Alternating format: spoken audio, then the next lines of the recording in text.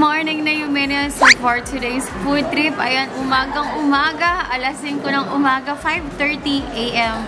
Ayan, nandito tayo ngayon sa Phu Hang Soy Milk. Ayan, kasi dito guys, pagdating ng breakfast talaga, ito yung mga pinupuntahan ng mga locals dito sa Taipei, Taiwan. And of course, dinadayo din talaga ng mga tao na pupunta dito sa Taiwan. Kasi naman, napakasarap talaga ng breakfast nila. And by the way, ito guys, open sila from 5:30 AM to 12:30 PM lang. Ayan. So, dapat talaga maaga kayo magpunta dito. Kaya kami, pagkagising ng alas 5 ng umaga, dito kami dumiretso sa Phu Hang Soy Milk.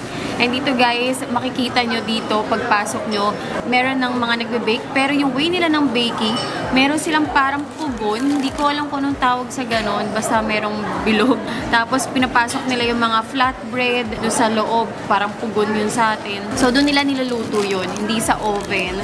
Tapos yung mga Chinese donut, dinidefried nila of course. So ayan, umorder tayo ngayon dito ng flatbread with egg na 50 Taiwan dollar. Meron din kami Chinese donut na 30 Taiwan dollar. And of course, ang hindi mawawala, must try talaga dito guys, is yung kanilang soy milk. Syempre, ayan, meron kami soy milk na 30 Taiwanese dollar. Ayan. So tara, kain na tayo.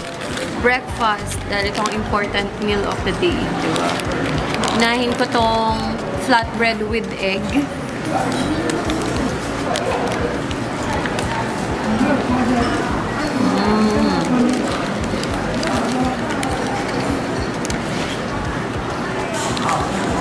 Medyo mahirap talagang nguyain tong flatbread nila. Pero masarap naman siya. Gooey kasi siya eh. Parang gooey. Tapos may matigas sa part. Pero kaya pa naman. Hindi naman tayo nakapustiso eh. Pero guys, yung egg nila, winner, the best. Kasi sobrang lasa niya. Lasang-lasa mo yung scallions or spring onion niya. And yung bread niya, nakaka-add ng flavor yung sesame seeds sa taas talaga pag nakagat mo. Pero, try natin with soy milk nila.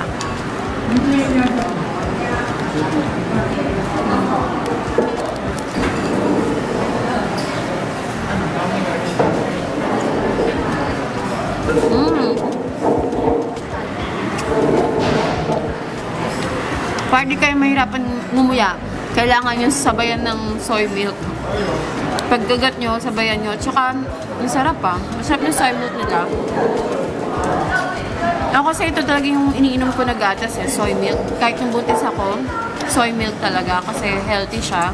And okay din siya sa mga lactose intolerant. Bawal sa milk pag lactose intolerant. Pero ang soy milk pwede. Ang sarap. And next naman guys, meron tayo dito Chinese donut.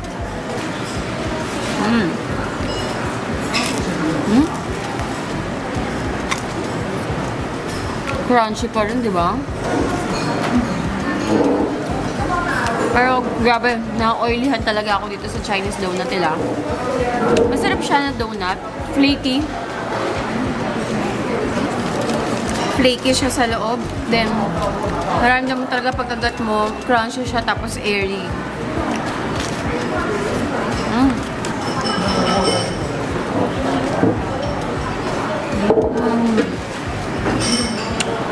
Best paired with soy milk talaga guys. Ang sarap ng soy milk nila, grabe. Then, and guys, meron akong nakita sa menu kasi nila, flatbread, tapos merong palaman na Chinese donut. So, syempre, try din natin, diba? Lagyan natin ng Chinese donut, palaman natin, ganyan. Oh, laki.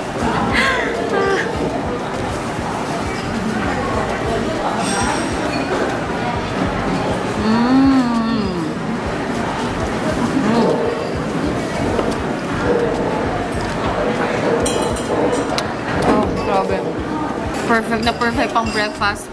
Para simula pa lang ng araw mo, good mood ka na, diba? Sarap niya. Sarap nito, ha?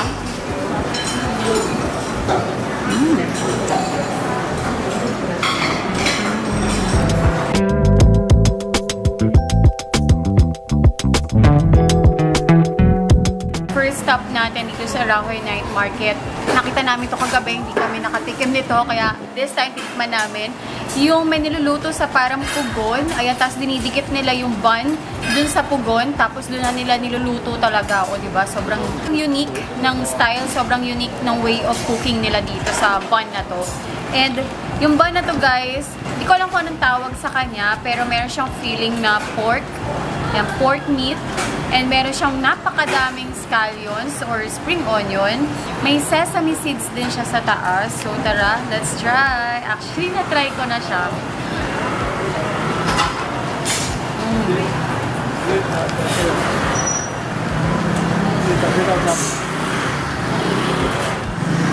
Grabe yung liquid na lumalabas sa kanya. Talagang sobrang juicy pa rin yung meat na nasa loob. Sobrang lasa. And meron siyang kick ng anghang, ah. Hindi naman siya sobrang anghang. Kick lang. May anghang siya.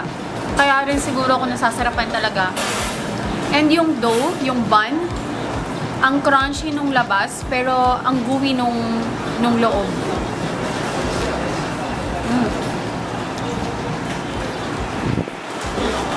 Must try talaga to, guys. Sarap.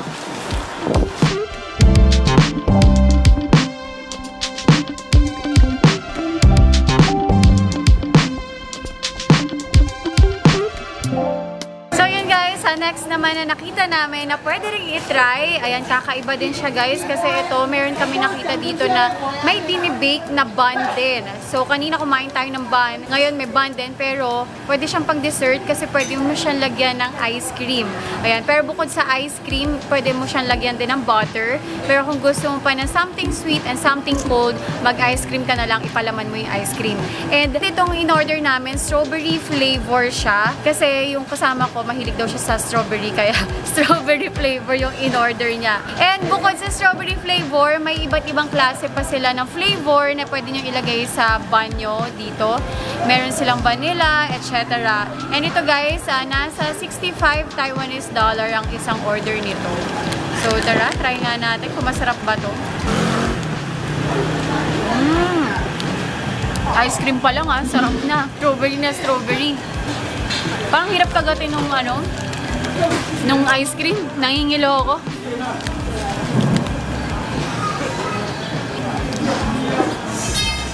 Parang naging powder yung bun niya. Parang papunta nga sa croissant. Pero parang pagkakagat mo, parang naging powder bigla. Try ko nga. Ay, sarap. Kaya pala yung ibang bumibili dito, butter lang yung pinapalaman kasi okay na siya eh. Sweet din yung lasa niya, pero hindi naman super sweet. Sarap. Ang sarap ng bun na to. Pang dessert nga.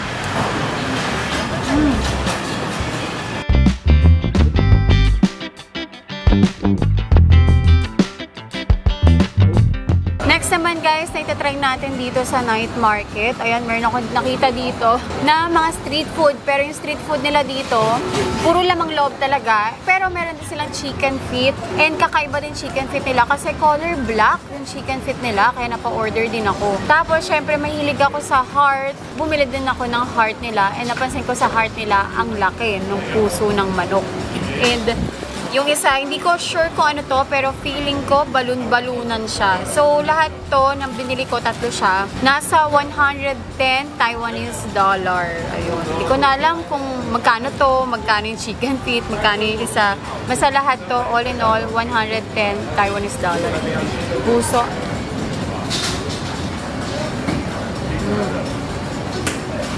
Masarap talaga puso. Favorite ko kasi ito eh. Pero mas nagpapasarap sa kanya yung sauce talaga nila. Sarap. Tsaka laki ng puso. Next naman yung kanilang chicken feet na medyo nakakatakot talaga kasi may kuko pa tapos itim. First time ko makakatry ng chicken feet na black. Pero sure naman na nilinis naman nila to, no?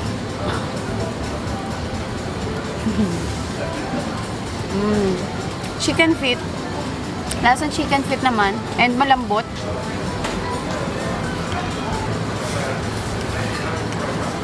Mas gusto ko pa rin yung chicken feet na Chinese style. Yung nakakain natin sa mga Chinese restaurant, yung color red na chicken feet. Mas gusto ko pa yun. Ito okay lang. Next naman ay itong parang gizzard nila. Oh, thank you. Binigyan tayo ng tissue ni Kuya dito. Yung nagtitinda. Ang bait, diba? Yan. So, try natin to guys. Feeling ko talaga gizzard siya kasi itsurang gizzard na ginuting-gunting lang.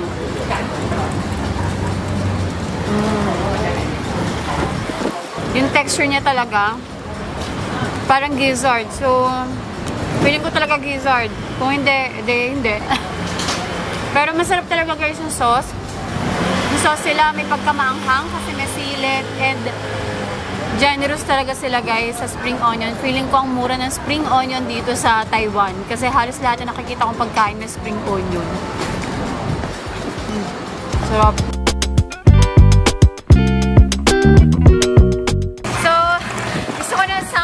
Makaka-refresh sa akin. Ayan. So, meron ako nakitang panulak Yakult na shake. Frozen Yakult. So, try natin dito. 60 Taiwanese dollar ang isang order nito.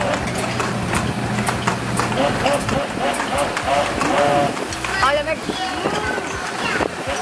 Lasang Yakult na. Sarap.